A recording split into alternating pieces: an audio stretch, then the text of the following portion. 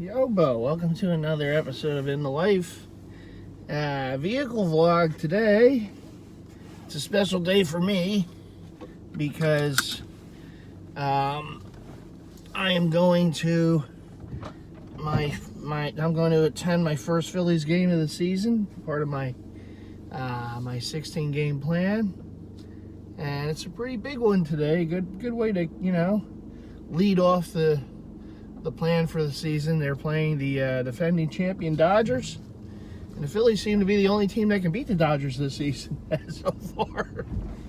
Phillies gave the Dodgers their first loss last night, 3-2, in the series opener.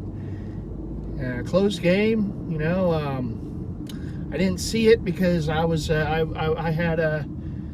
was preoccupied across the street from the ballpark over at Wells Fargo Center with my buddies Mark M and Anthony, and shout out both of them. We had a great time at the Deftones concert, and yet again they put on a great show. Always fun to watch them perform live. They never disappoint.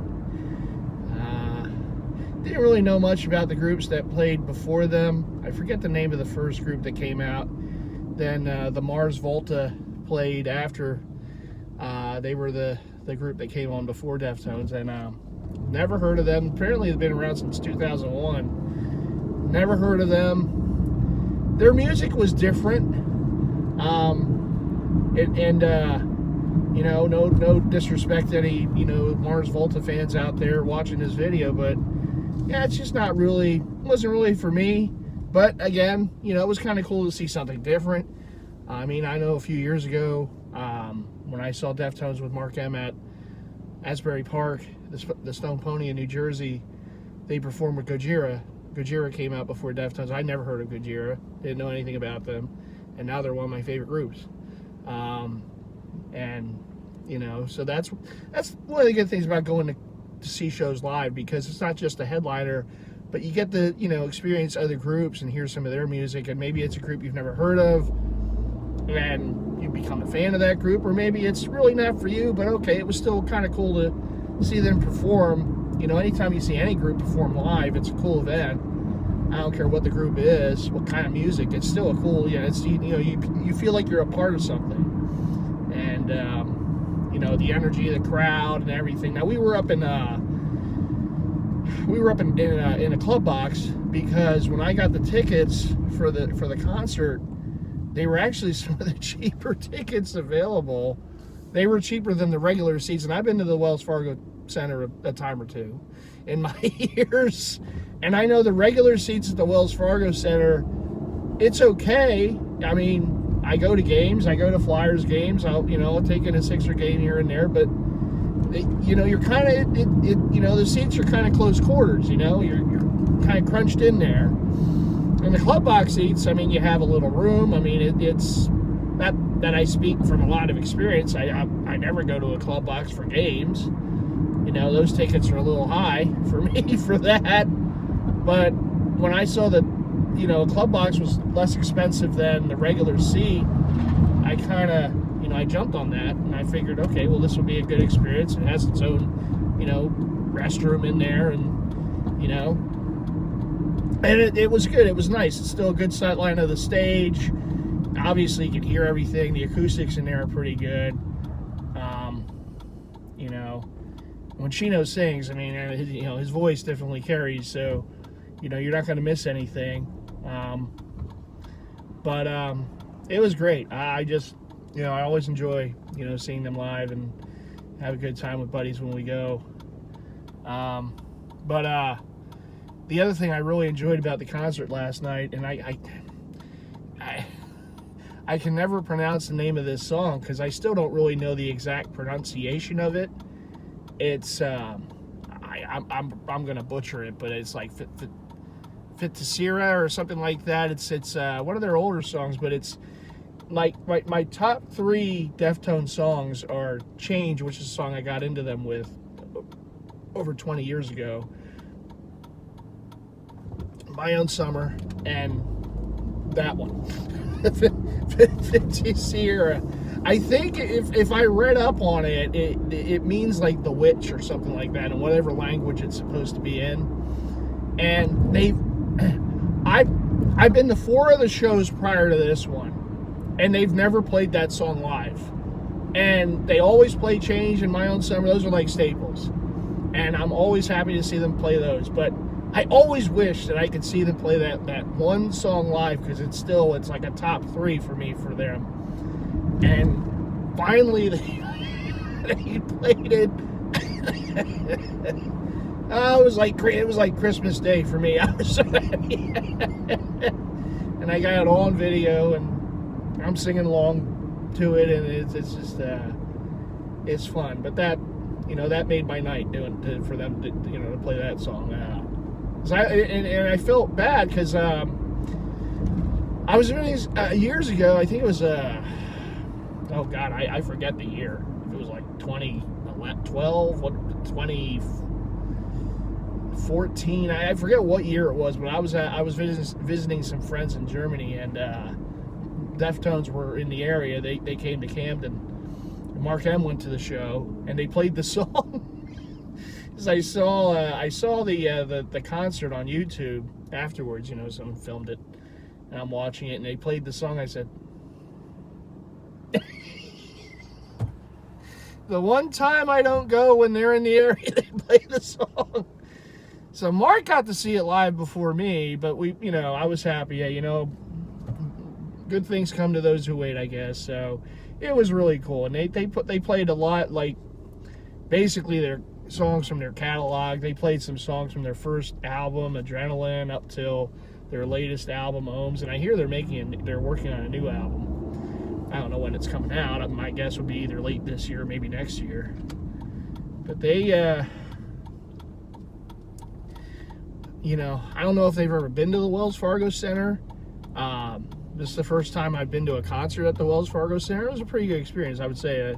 I think the acoustics in there are pretty good. You can hear everything really good no matter where you're sitting. So definitely it would be a place where I would go back to watch another show someday.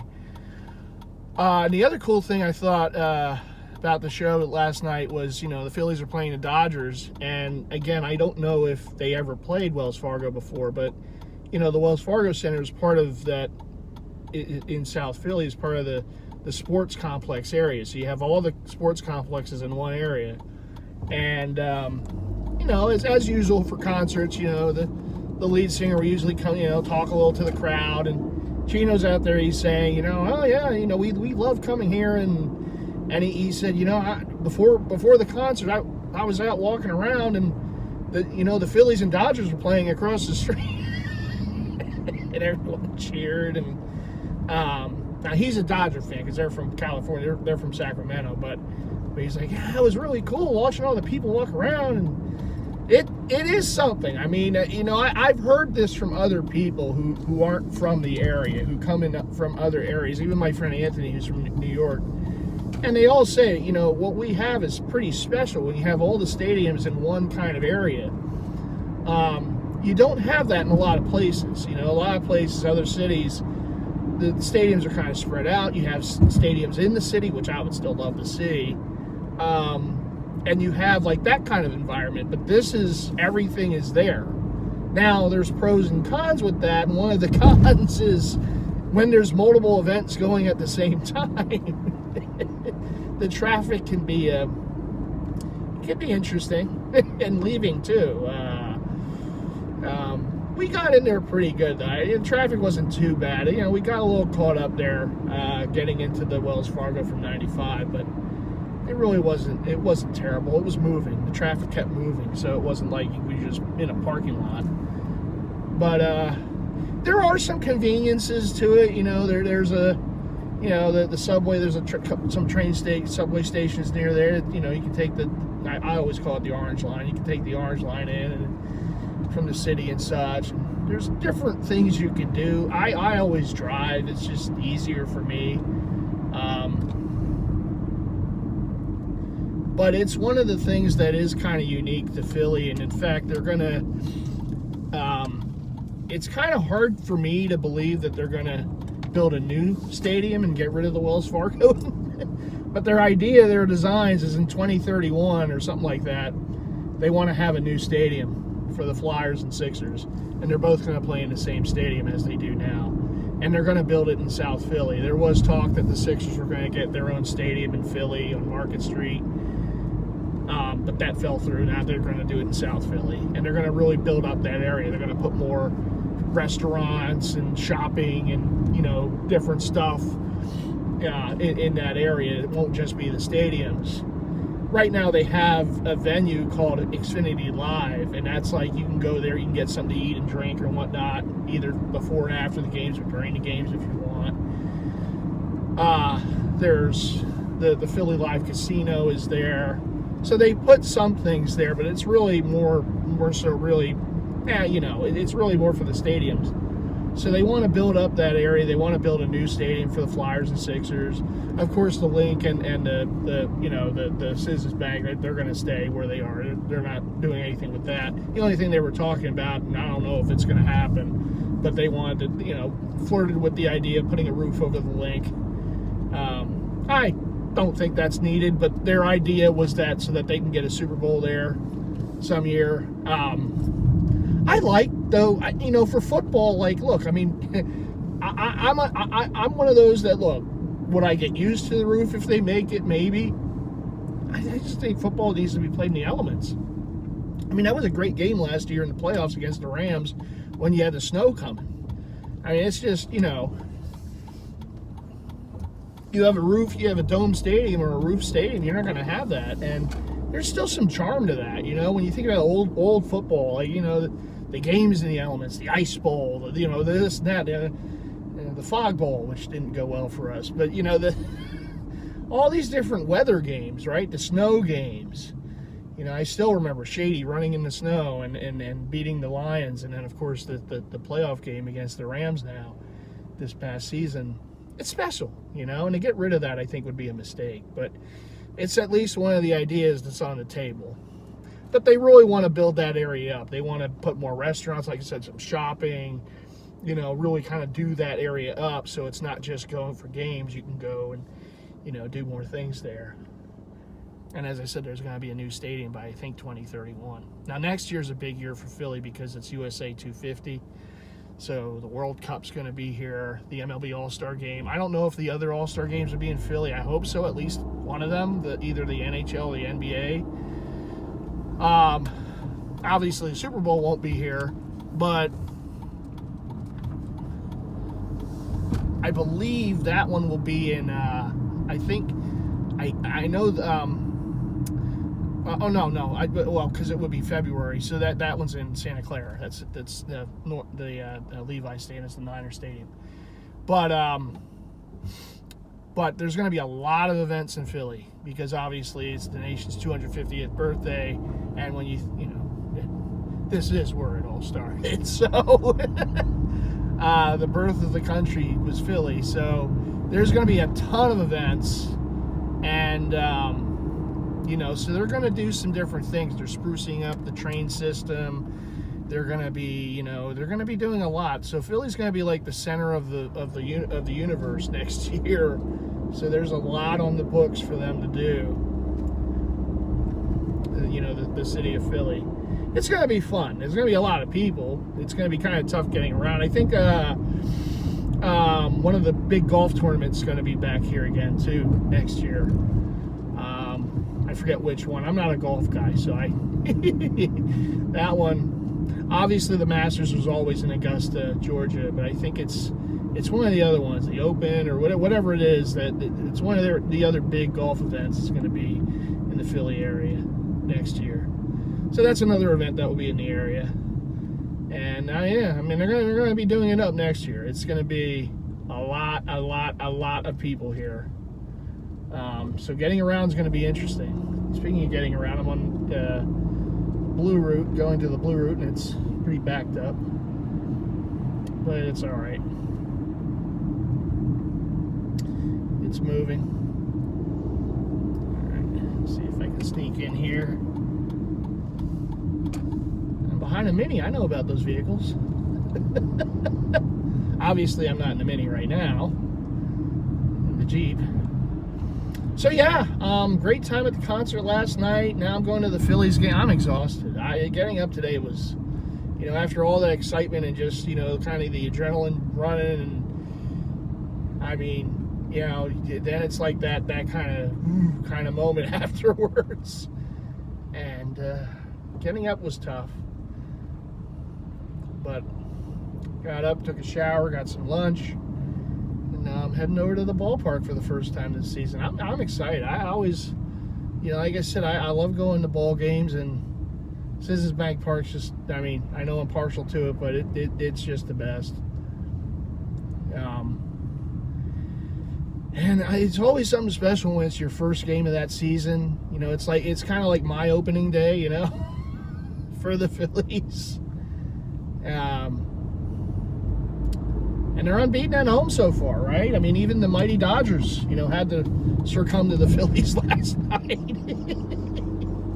To the chagrin of Pistol and Malcolm and Dodger fans. I know both of them are probably getting tired of the Phillies by now. Them again.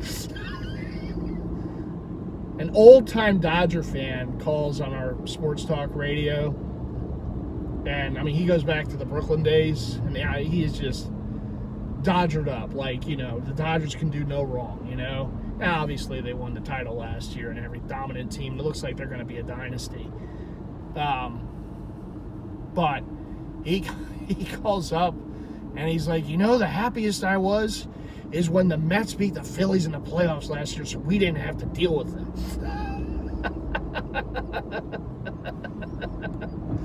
The Phillies are the Dodgers' kryptonite. They just, for whatever reason, they seem to match up pretty good against LA, and they've been able to beat them over the years, at least regular season. I haven't played in the playoffs since 2009. Jimmy Rollins, just saying.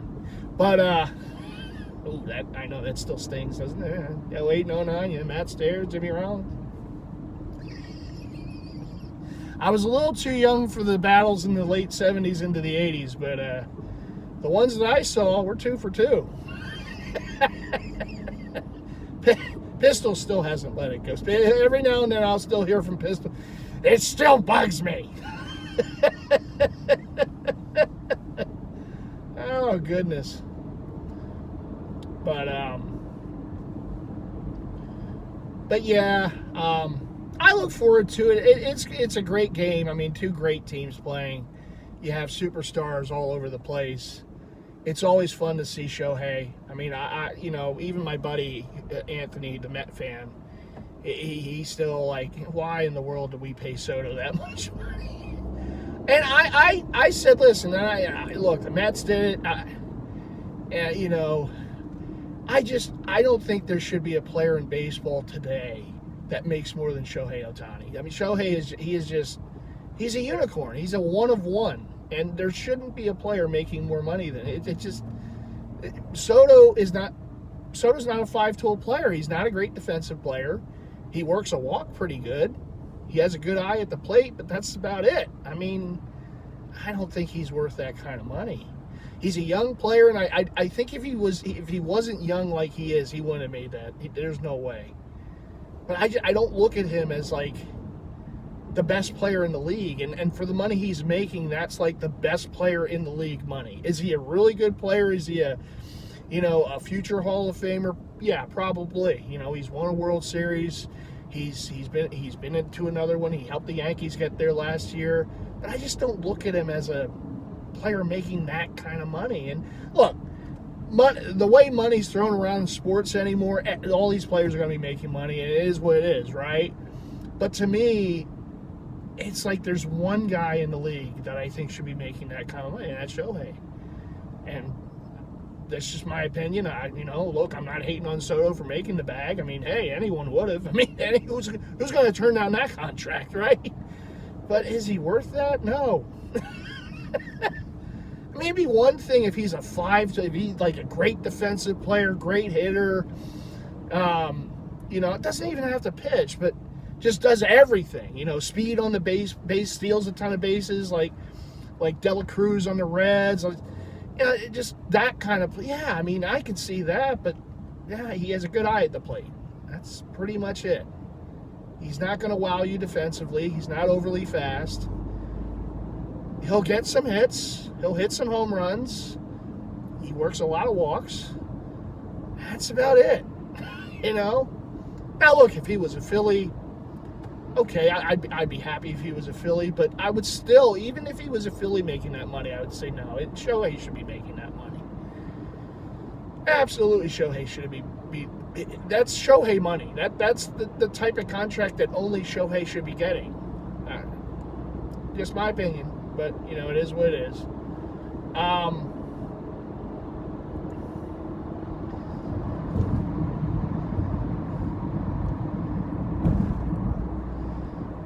Let's get into Jersey talk, shall we?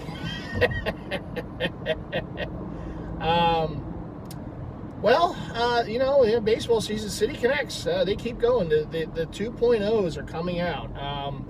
I guess technically the Dodgers were the first last year. They brought out their birthday cake looking jersey.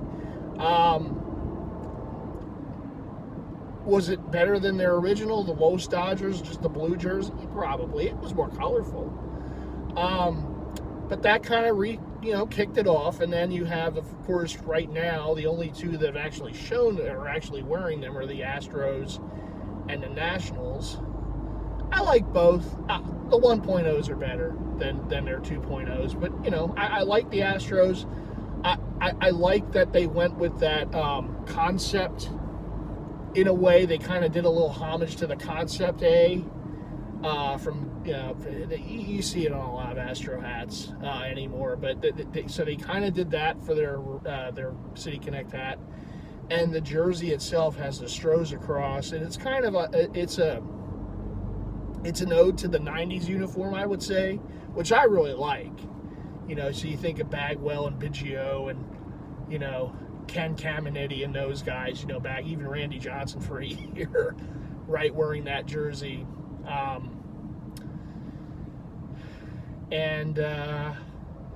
thought overall it was pretty good. The Washington Nationals kind of did the district map kind of deal, and they did a little ode to the cherry blossoms, just a bit. I like the first one much better.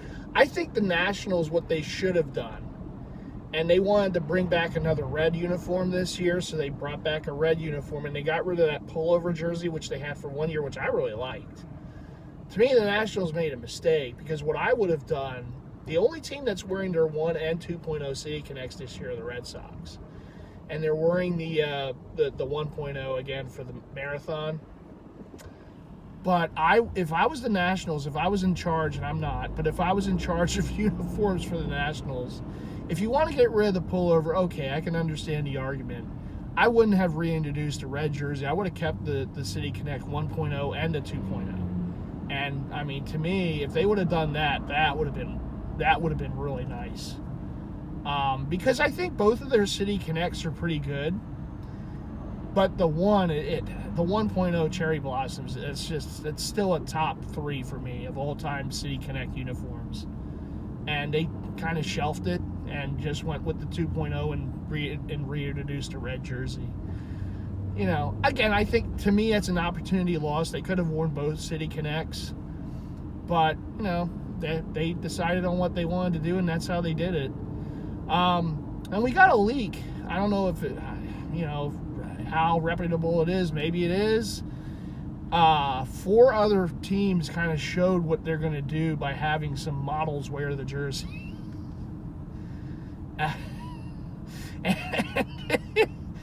It's like the typical, these companies get these people who probably never wear a jersey in their life, put on these jerseys and pose in them. Stupid looking poses that they do, but it's like...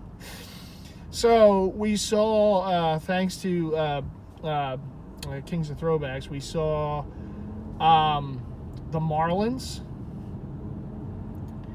and they're doing like a Vice City Connect concept deal, and it's Miami. It works. The Heat have done it for years. It's like, if it ain't broke, don't fix it, and that's Miami. When you think of a Miami uniform, distinct for their city, it's the Vice Night jersey. So for the Marlins to do it, it makes perfect sense. I like incoming call. Press Uconnect phone button to answer. I liked, I'll have to call them back. I liked their 1.0, the Havana Sugar Kings deal.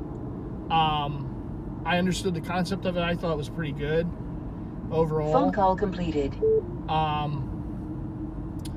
Overall, I thought it was a pretty good looking jersey. But, you know, again, when you think Miami, you do think Vice. You know, you think of those kind of colors, those, you know, tropical looking, those, you know, nightclub kind of, you know, looking, you know, South Beach, you know, colorway. And, you know, it definitely works for them. You had the White Sox, and I guess it's an ode to Reinsdorf because they're doing like a Chicago Bulls deal. They look like Bulls jerseys on a baseball field. Now, look, Michael Jordan played baseball. He was very, very briefly a White Sox for their, what was it, their spring training or whatever it was. He did wear the White Sox uniform for that, but the White Sox doing a Bulls tribute. I guess the White Sox aren't very good, so I guess they have to kind of. They're looking at something that might increase their sales. Okay, I mean, they have pinstripes. You can never go wrong with the pinstripes, but it's a black and red jersey. It looks like a Chicago Bulls baseball jersey. It looks like, you know, okay, well, if the Bulls ever wore a baseball jersey on the court, this is what it would be.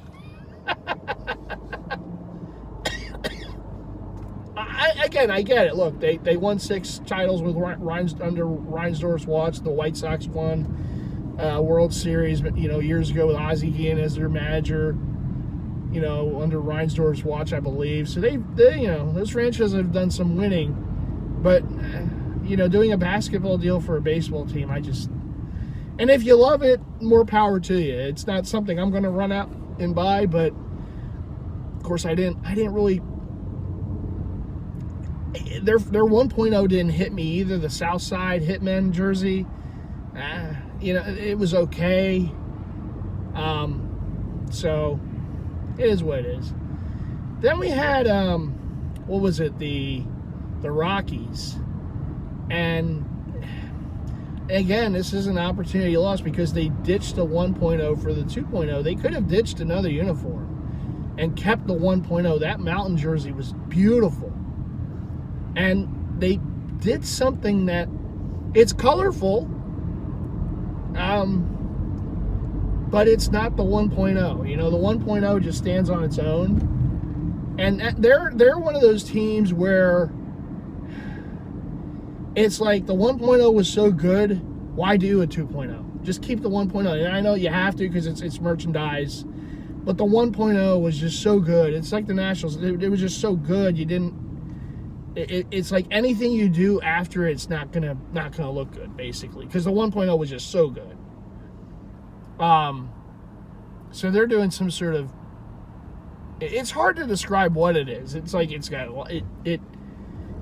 I don't hate it. I have to see it. I have to see it with the hat. I have to see it, you know, executed with the hat and all. So I will leave my judgment until I see it on the field, until I see it like available, you know, on Fanatics or whatever. I want to see what the font of the numbers is going to look like on that one. I want to see the hat. I hope they don't screw up the hat, because to me the Padres, the 1.0 City Connect, a lot of people don't like it. I don't hate it. I hate the hat. You know, for that jersey that's so colorful, if there's ever a jersey, and I know I'm a pinwheel, you know, power guy, but if there's any jersey that should have been worn with a pinwheel style hat, it was that one. And for the Padres just to put out this tonal color, mint green or whatever it is, hat with just the pink or whatever SD, it just, no, it was a big opportunity lost on that one. So the Rockies, this jersey, again, I'm hoping they don't do just a solid panel hat for it. I hope at least they do something similar to they did with the 1.0, where you have like the front panel one color and the rest of the hat another. It definitely deserves a two-tone hat, if anything else. So I hope they don't go tonal with the hat for that jersey, because it's a colorful jersey. Even Miami, I would say, I hope they do a two-tone with it. And then you had Boston. And it looks like Boston's paying homage to the Green Monster. It's just a plain-looking green jersey. It doesn't really move the needle for me that much. I guess it's a nod to the Green Monster. Okay, I mean, it is part of their history. It's a big part of their history. Big part of that ballpark. But it's a City Connect, you know, and you think City Connect, it's not really Stadium Connect, and it's like the Red Sox just said, we're just gonna slap this thing together. I don't think much thought really went into it, to be honest. I think someone just looked at the Green Monster and said, let's do a jersey based off that. Everyone's gonna do what they're gonna do, right? The Diamondbacks were the one team that did not show that's still getting a 2.0 this year, that did not show the jersey. But what we've heard is that it's going to be a purple version of the Serpentis jersey, which they wore for the 1.0. They wore that tan, desert, colorway Serpentis jersey, and they're going to do a purple version of that. So again, they're not really changing much, just a colorway, at least from what I've read. I'm okay with it. When I think Diamondbacks, and I know they've done some winning, without the purple, but I still think of the purple. To me, I still think that, it's a color you don't see enough of, I think, in sports. Certainly in baseball. The only other team that I can think of off the top of my head, maybe back in the day, the old Devil Rays, but the Rockies and the Diamondbacks. And the Diamondbacks abandoned the purple and did what they're wearing, and now they're wearing all sorts of colors. It's like they can't seem to figure out what color they really want to wear. But for them to bring back a purple jersey, even if it's a City Connect, I think it works for them. And I'm glad to see purple back with that franchise, at least in a way, at least in a City Connect. So that's basically it. That's the jersey news. City Connect for the MLB, the 2.0s, and those are the teams that are getting, and then they'll put more teams next year. And I like how the MLB does it. I like that they kind of slow roll it, because it gives you more chance to get the uniform, to get the jersey. Because even if, for whatever reason, if it sells out that year, you can't get it, they wear it again the next season, they'll bring it back.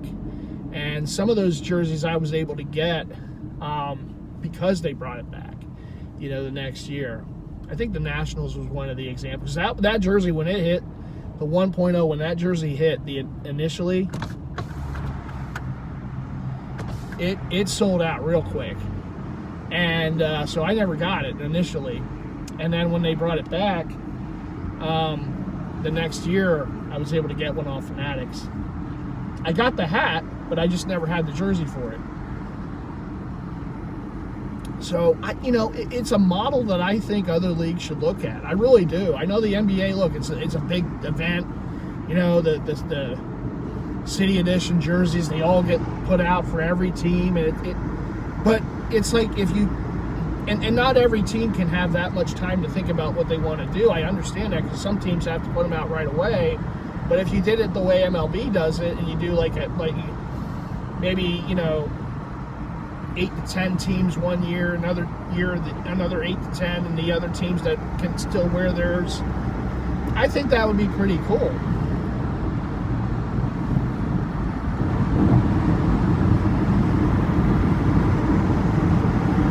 Because, you look at the NBA, the City Editions, and it's almost like some of them just get slapped together. It's like they don't even give it much thought. Just, we'll just do this. And it's not to say that they wouldn't do it anyhow, but,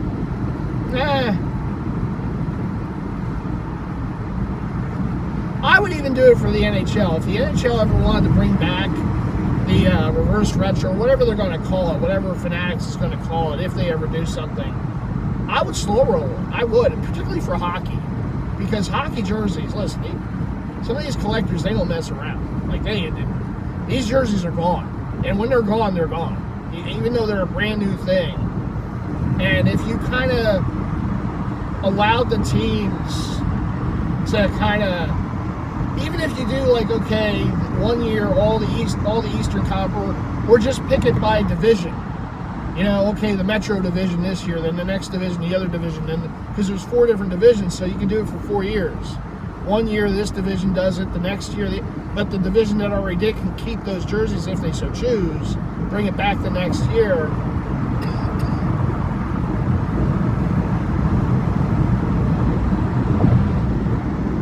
And just do it that way, because then you can slow roll it and you still have the merchandise for a number of years.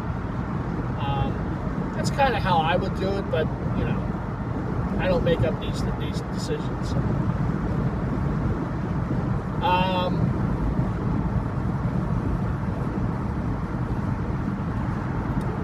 So yeah, that's pretty much in a nutshell what jerseys have been going on. Mitchell & Ness really hasn't released anything new.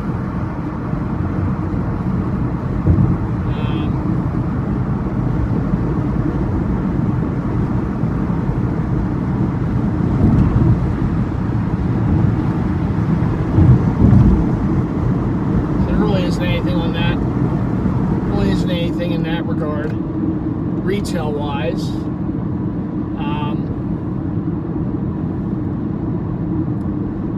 know, hats keep getting pumped out. It's been pretty quiet though overall. I know they put out the draft hats for the NFL. They're pretty decent. I think one of the new things for them this year is one of the versions of the hat has a pin, and it's a little like, you know, a little metal pin. Like obviously for the Eagles it's the Liberty Bell, but each pin kind of symbolizes something from the city or the area.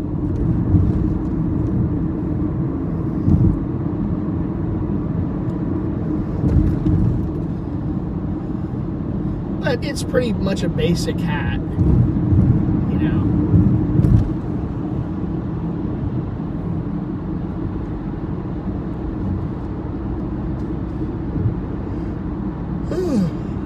Excuse me.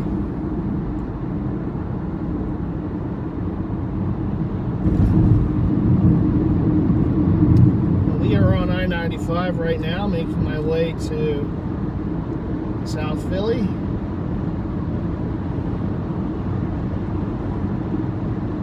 Yeah, so baseball, you know, is a little over a week into the season. Phillies are 6-1, I believe, 6-1.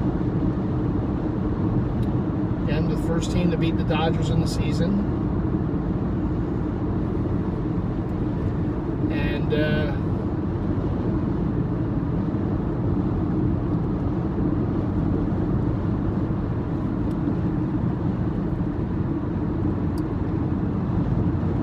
I like the way the team's looking so far. Look, I said this before the season. A lot of people were worried because of how last season ended, you know, with a thud, you know, against the Mets in the playoffs, and I get that. It's a rivalry. You don't want to lose to them in the playoffs, but it's a good team. You know, people were acting like this isn't a good team. It's a good team.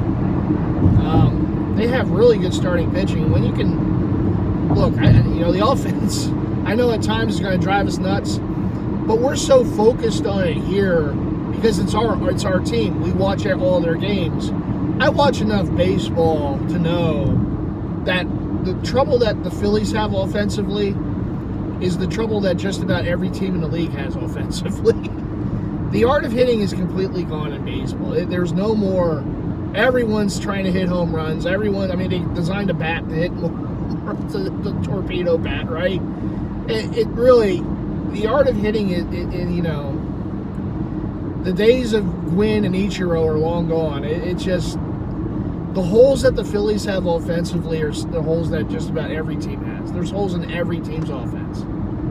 What was it, the Reds, I think, they set a record which actually they tied the Phillies. The most 1-0 losses in a row. You know, that unfortunately that's the game now, and we focus on the Phillies because that's our team, and I get frustrated with it too. Believe me, we have runners in scoring position with 1 out.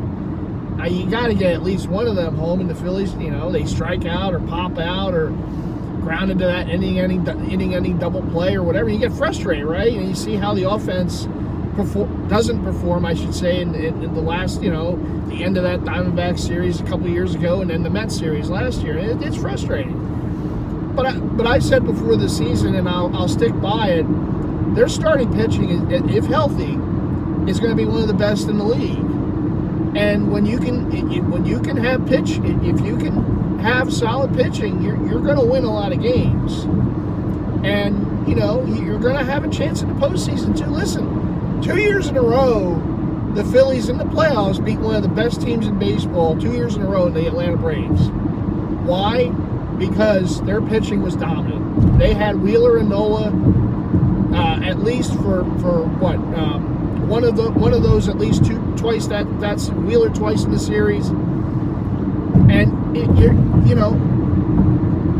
you're going to shut down the other team's offense, and even on offense, the Braves. People forget. A couple years ago, the Braves were a historic offense, historic in baseball. And the Phillies shut them down in that series. They shut them down. When you have dominant starting pitching, you have a shot. Now, am I saying today on April 4th, 2025, that we're going to win, and the Phillies, the Dodgers are not going to be a problem. The Mets or Braves aren't going to be a problem. No, because. Look, I'd be foolish to say that, right? We're just going to sweep everybody in the playoffs. No. But I believe that if healthy, we have a shot, because the starting pitching is going to keep you in every ball game in the playoffs, every ball game. And if you can just get enough, and I know was the big problem the last couple. If you can just get enough with an offense that you should be able to get just enough with, you have a good shot to win.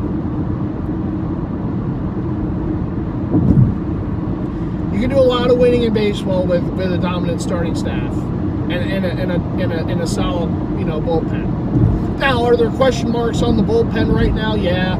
I think closer's still a bit of an issue. I think, you see some of these other guys, can they be consistent all year? That's the biggest word when you talk about baseball. Baseball more than any other sport, because it's the longest season. It's consistent.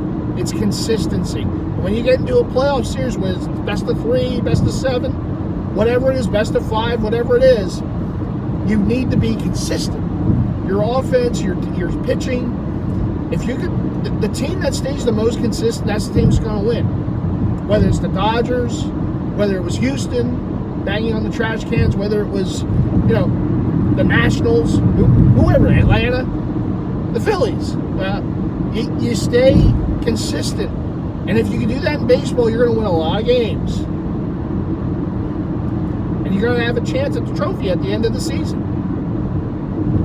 And I understand, I get it. Look, we're very critical to our teams in this city. We just are. But I believe that this team is a really good ball club, and again, they have pitching. And you can throw Zach Wheeler and Aaron Nola out there a couple games, and then Luzardo looks like a really good pickup so far. Sanchez is he's a number 2 or 3 on this team, and he could be a number 1 on a lot of other clubs in the league right now. And you get guys coming, either coming in this season or coming back. At some point, Ranger will be coming back. Now, whether he'll be a starter, maybe they put him in the pen. Maybe he'll be an option for the bullpen in the playoffs. We'll see. They have options. And you get Andrew Painter, before the end of the season. And, people have made the comparison, and I think there is some truth to this. Is this the end-all, be-all? No. But in 1980, when the Phillies won their first World Series, they had a lot of veterans on that team, but they were infused at the end of the season with some young players. The Marty Bystroms, those guys who came in and helped them win games and put them over the top and win the World Series. They didn't collapse down the stretch. They almost did, but they didn't, because they were infused with some young talent towards the end of the season. And this season, you look at what the Phillies have cooking in the minor leagues. You already have Crawford playing at Lehigh Valley. Miller will be involved, and you have Andrew Painter. And Andrew Painter, some people say, I mean, he's going to be an ace at some point. That's what people say. Now you never know, right? But he could be the real deal. And if you get him coming onto the team in like late July, early August, kind of to infuse some young talent, a young arm onto this team, that could only help them. That's my opinion. If you get a Crawford, a Miller coming up at some point towards the end of the season, just adds to it, So there's a lot to be looking forward to, looking ahead to, not just for the present, but for the future too. And I will absolutely raise my hand. I was one of those that said I want to trade these guys last season for the guys in Oakland, for the Rooker and Miller, because I wanted to win, and I thought those guys could put us over the top last season. Now, who knows if they would have, but I was willing to give up the farm to get those two. Now, they didn't do it, and maybe hindsight being what it is, maybe it's a good thing they didn't. A GM in baseball, I am not, but you look at what we have now and what we have coming up. I mean, it's a pretty special thing, and I get it. We're super. Look, we put a very critical eye on a lot of things in this town with our teams. We do, and sometimes rightfully so. But the Phillies, I just think I get the disappointment. I believe me, I was as disappointed as any Phillies fan when we lost to the Mets last year in the playoffs. It was ugly. And just that grand slam by Lindor was just the icing on the cake. And then Met fans with their OMGs and the this and the that and the grimace, and it was annoying. It was, but I will also say this. I remember, and not to say everything works out this way, but I remember the end of that Eagles season a couple years ago and how ugly it was, and just losing to Tampa, and just how that season ended with a thud. We were 10-1 at one point. We just fell apart, just completely. To wet the bed. They wet the bed. There's no other way to put it, right? Looked terrible at the end. And that was the same team. Now, they made some moves. Saquon, obviously, getting in Vic Fangio at defensive coordinator. They made some solid moves. But they went ahead the next season. And even though the start of the season was kind of ugly, 2-2 at the bye week, and how that Browns game kind of happened, Nick Sirianni snapping at the fans, but then how they turned things around, and they went all the way to and were dominant against a dynasty Chiefs team and blew them away in the Super Bowl, and they won a Super Bowl. A year after Slim and I were at the Meadowlands, freezing our butts off, being heckled by Giant fans, watching Saquon score as a Giant, his last touchdown as a Giant, getting blown out, and being as miserable as you can be in that ice-cold dump of a stadium in the Meadowlands. And then the next year we're watching Saquon do what he's doing for the Eagles, and we're winning a Super Bowl in dominant fashion. That's sports. Just because how things end one year doesn't necessarily mean this is just how it's going to be. Now, I get, again, the biggest thing for us was, the Phillies offense against Houston, and how that World Series ended, and how the Diamondback series, and how the Met. I get that. It's been one thing on top of another. But I will tell you, it doesn't necessarily, that's just how it's going to be now. It doesn't always work that way. Sometimes you just got to believe in the team. Sometimes you just got to believe in the players, that they're going to come through. And does it always happen? No. We know that here. No. We don't win as much as other cities do. But sometimes you got to put your faith in teams and just say, look, these guys have the talent. And they have some good young players coming up. Plus the fact that this team, this could be their last year together, because there's some guys that could be gone after this season. And, the way they played so far, and I know it's a small sample size. It's only been, 7 games. Now this is 8. But I think you can see the urgency is a little more. And again, it's early April. We can talk about urgency in early April compared to urgency in October, right? That's when you need to have the urgency. But I like how they've played so far. I like that they have played with a little more sense of urgency. They're not doing the water boy act at the end, and the throwing the candy at each other at the end of games or whatnot. The daycare is done. Now maybe it comes back when when those other young players come up towards the end of the season. But for now, they got rid of all that. You know, they're more of a business oriented. This is how we got to be. And again, it's a small sample size. It's 7 games. But I like how they played so far. I like how they haven't just hit home runs to score runs. I like how, you know, they're pitching, obviously. I mean, even Taiwan Walker looked good. Yeah, the other day. And I like some of the decisions that the managers made. I like the fact that,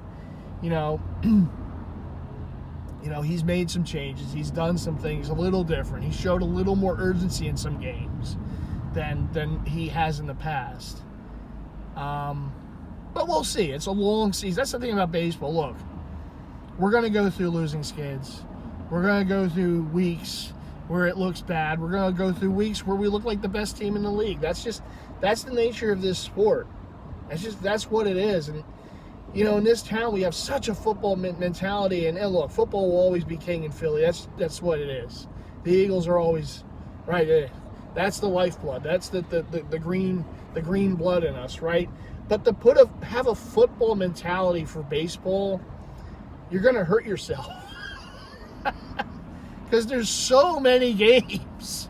It's such a long season. We can't put every game in a microscope.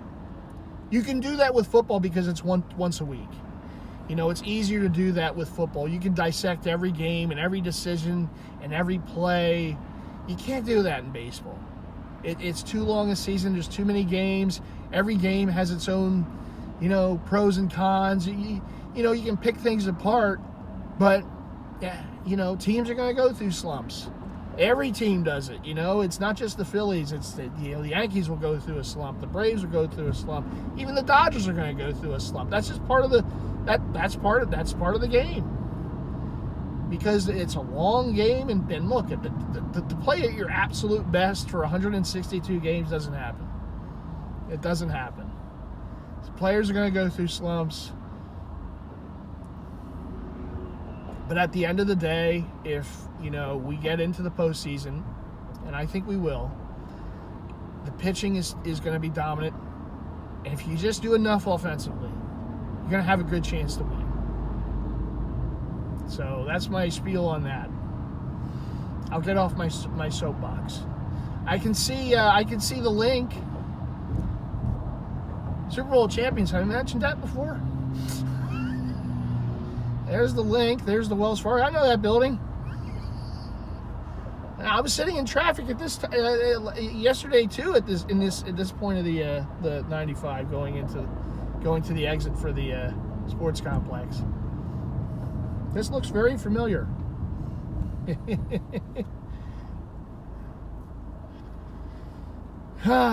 First ball game of the year. Again, man, this is my opening day. I'm excited for this. The weather it's a little cooler out. I got my flannel on. I got my 50 Richie Ashburn, my dad's favorite Philly. I got Richie Ashburn on today. It's my first game, so I'm wearing number 1. I don't do it every year, but I thought, this is the first year I've had this jersey, to wear to a game. I think I have his 48. I think that's the other one I have, the cream version of this. And I think I did wear that last year. I think it was the first game, too. It just kind of worked out that way. I'll be back in my seat in section 422.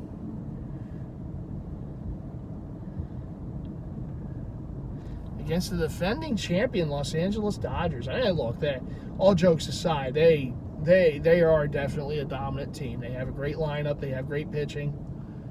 They certainly put that team together. The Dodgers have always been good.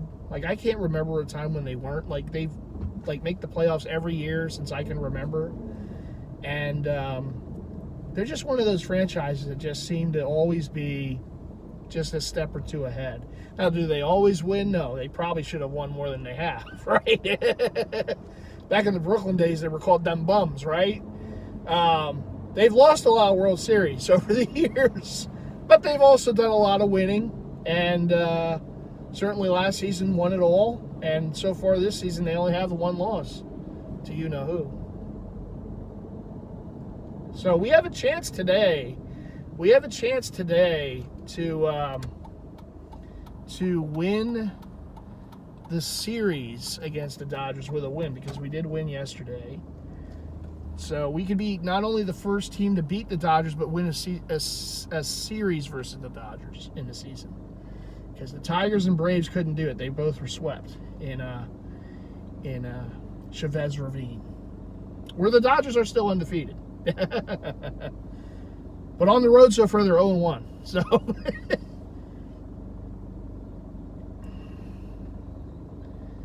maybe I made a mistake trying to do this.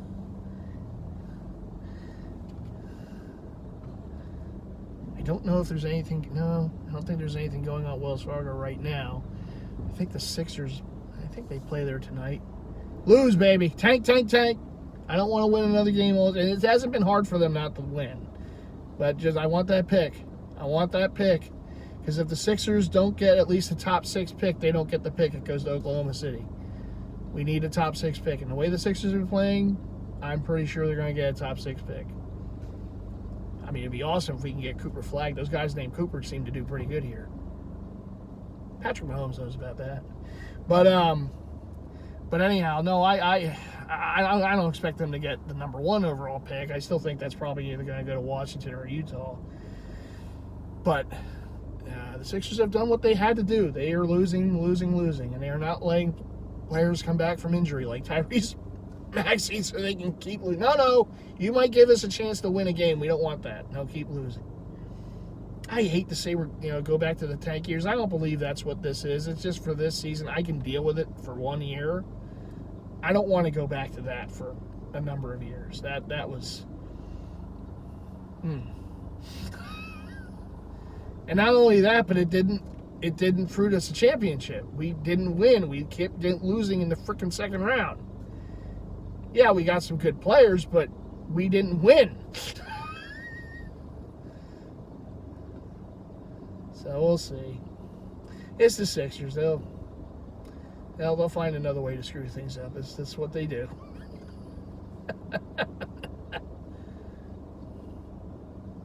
The player, even if they get Cooper Flagg, he'll somehow get hurt. He won't play.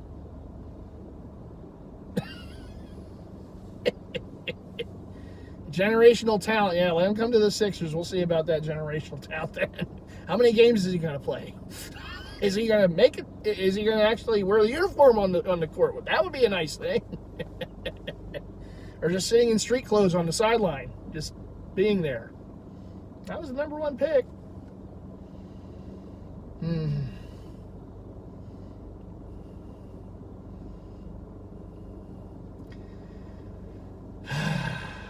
Maybe someday we'll get better.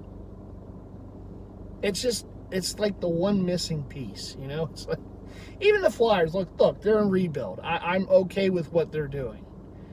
I'd rather them not get a lot of points the rest of the way. They've gotten 6 in a row, which I'm glad to see Michkov playing well. They should have gotten rid of Tortorella a long time ago. He was not the right coach for this team in a rebuild. But the Sixers, they're constantly the missing piece. My boss still thinks they should just move to Camden.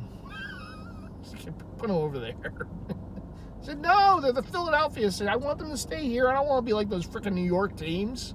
The Giants, the Jets, the New York, and they play in the freaking Meadowlands. No, I don't want that. The Sixers are the Philadelphia 76ers. They should stay in the heck but go into New Jersey. There are practice facilities there. That's fine, but they have to play here. Even though they let us down every year, they still have to play here. It's part of this.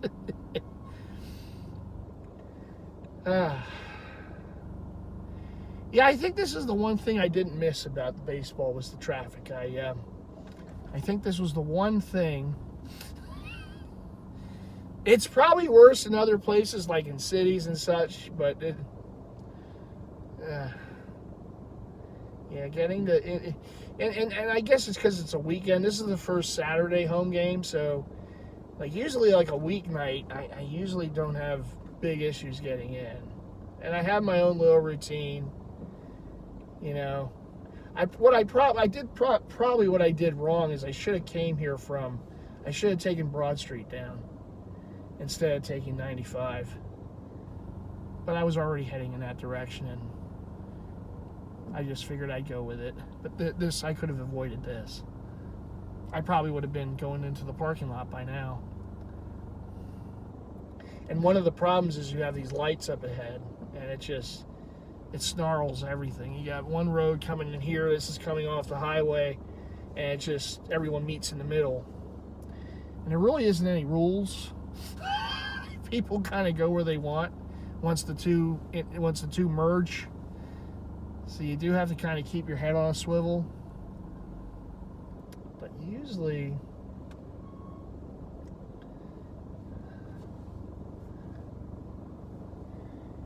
I get in without issue, but you know, of course today would be that day.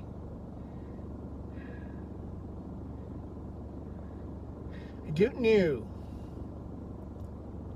How are you doing, by the way? Are we having fun? How long? Oh boy, this has been an hour already, huh? We're having fun. Yeah, I probably got in the wrong lane too. I was thinking as I was making the move into this lane, this probably was a mistake, but I already made the move. Because if I stayed over there, I would have been past all this by now.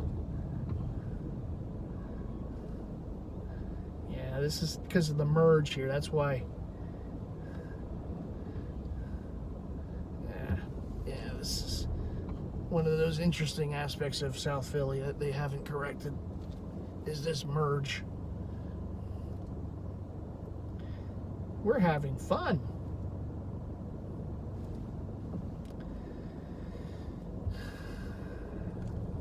And obviously, look, the Phillies are playing a really good team too, and the Dodgers, so you probably have a lot of Dodger fans coming here too, and it just, yeah,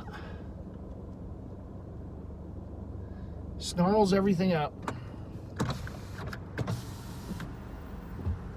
Oh.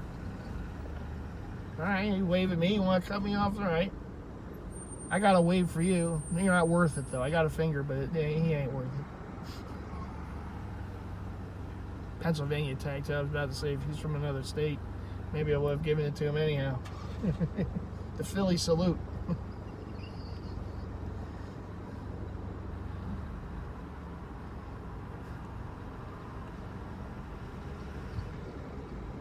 So you got people parking at, I think, the Wells Fargo.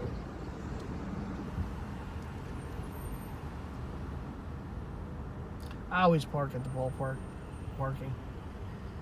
Like I said, I got my landmark in there. I got the punter statue. That's how I always know where I park.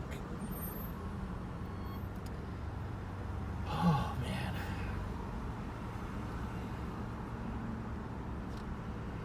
Oh god. Oh, concert one night, the ballpark the next. Whose idea was this? This was probably not good thinking on my part.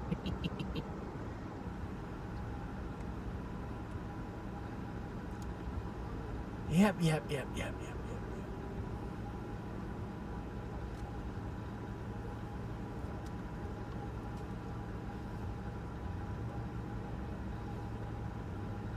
any rate, I thank you all for watching. You know, again, we're looking for 2K subs here in the channel. You can make that possible by keep hitting that subscribe button if you haven't already done so. Please continue to do so. Tell your family, tell your friends, it's free. So why not do so, right? You want to leave those likes. We're going to like this video as much as we can. And also make sure to hit the bell icon. When you think the Phillies, you certainly think about bells, right? Hit the bell icon so you're always notified to all future content from yours truly. Content like this. Honors and privileges, going to the ball game and dealing with crazy drivers and traffic. And, okay. But you want to hit that bell icon. Again, these are all free things to do on YouTube. That doesn't cost anything. It's going to cost me money to park, but it's not going to cost you anything to do those things, to leave the like, to subscribe. If you haven't already done so, hit the bell icon. They're free. Not a lot of things anymore are free. Believe me, the cost of food, the cost of living, the cost of that fake Lane Johnson jersey walking across the street. You know, everything costs. That's the Jersey head in me. I can't help it. I see fake jerseys. It's like, that was more. That's like a neon green. That's not even a Kelly green. Hey, he's happy with it. It is what it is. It's his dime.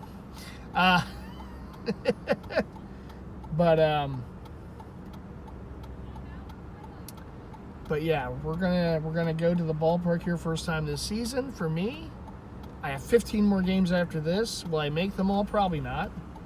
I know at least one I won't be able to make. Two that will be being sold on the StubHub, I guess, or whatever that site that they use.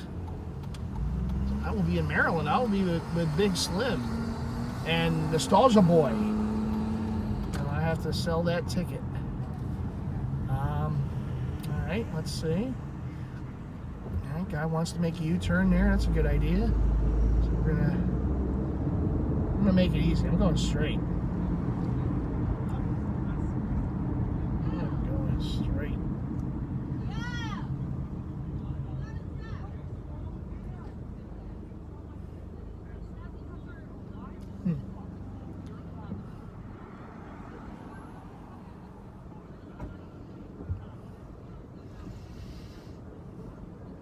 But yeah, you want to do those things that are free, so make sure you keep doing so. I hope you enjoyed this long vehicle vlog here going to the ballpark. I didn't think it would take me this long to get here, but there was some traffic, but we had some conversation along the way, right? I'm going to end this vid here so I can go and find a place to park, and I got to pay for parking too. So, but I thank you all for watching, and like I said, leave those likes, subscribe if you haven't already done so, bell icon, you know what to do, it's free. And I thank you all for watching again. I'll see you all in the next one. Go Phils. All right, everyone. Take care.